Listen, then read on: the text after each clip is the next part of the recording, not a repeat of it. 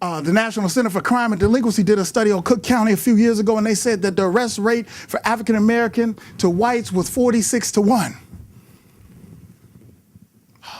I heard that. 46-1. We're in the midst of something subtle. There's something that has to be done. I know from my own life, I grew up in a single parent household. Although I had a relationship with my father, he was not in the household. And so I understand about being an angry young black man. And you all see I'm a big black man, right? I wasn't always wearing suits and ties. But someone cared about me long enough to get me through the pain that I was experiencing. How many of you know that hurt people hurt people?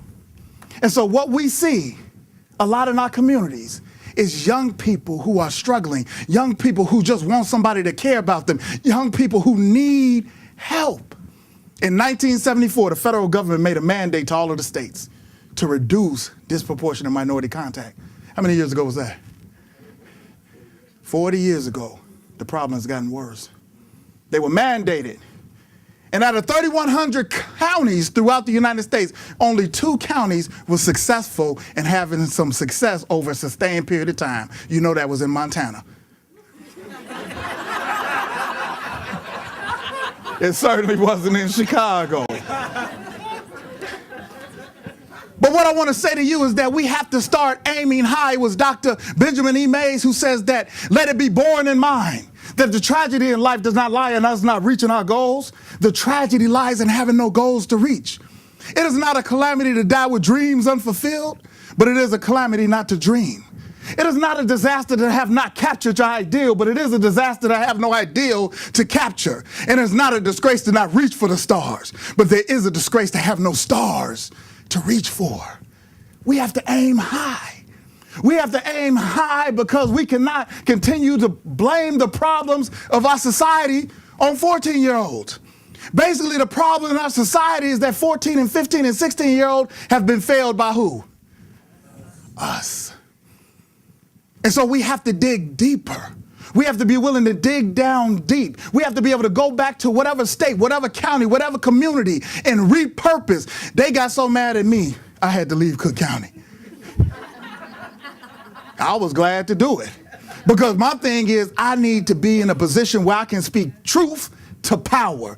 I need to be in a position where I can go around the country and talk about what's going on and talk about what I'm seeing, like the young lady telling the stories of the people that she's helping. We have to tell these stories.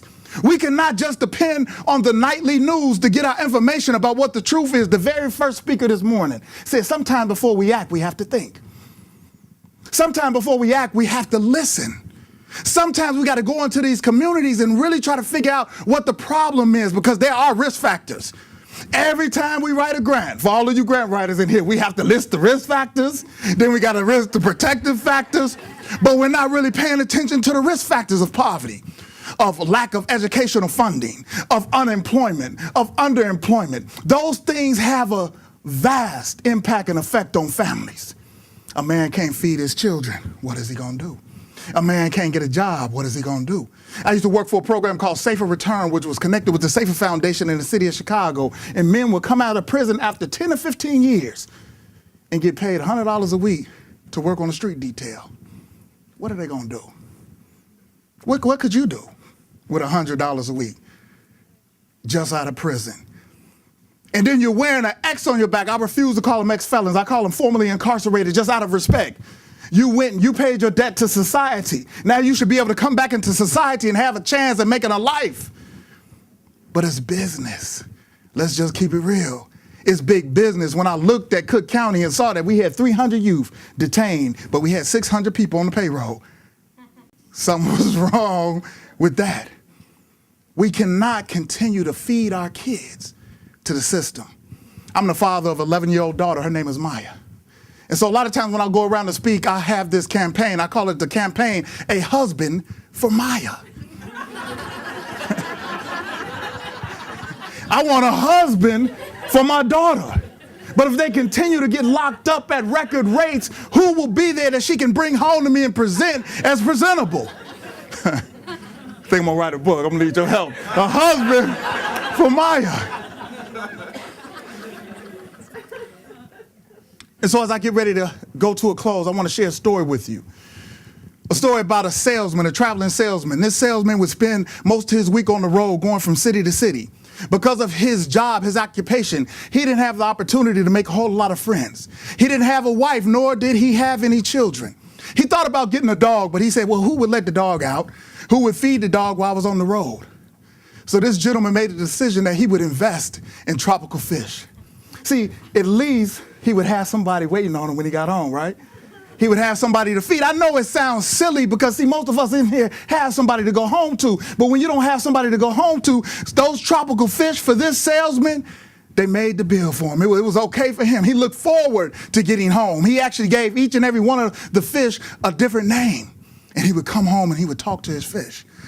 This one particular week, he got home on a Friday after a long week out on the road, and he went to feed the fish, and he was tired, so he decided to go to bed. And as he lay there asleep during the night, the thermostat in the fish tank malfunctioned.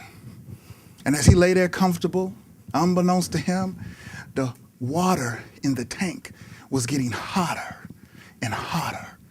All through the night, as he dreamed about his sales trip next week, his tropical fish were boiling to death. When he woke up in the morning, he saw that all his fish had floated to the top of the tank and they were all dead. And he asked one of the most provocative questions I've heard in the last 25 years, and he said, I wonder if while I slept through the night, did my fish cry out for me? Ladies and gentlemen, we have turned off our ears to our young people. The thermostat has broken in our communities, in our families, with our young people. And we as service providers do not have the ears to hear. We have to start listening to our young people. We have to get in there, get in the tank, fix that thermostat so that they can have hope, so that they can one day get through all the trials that I got through, being a victim of violence at the age of 19, stabbed 3 times and left dead. But I'm here, standing here today before you because somebody cared about me. And so my call to action and I want to admonish you to go back to your cities, go back to your states. Dig a little deeper. I was talking to some young lady earlier today, and we was talking about the most irritating clients are the ones that need you the most. That's an opportunity to really dig in, because when they're displaying certain behaviors, the behaviors they're displaying is letting you know that they need you. We have to save our youth.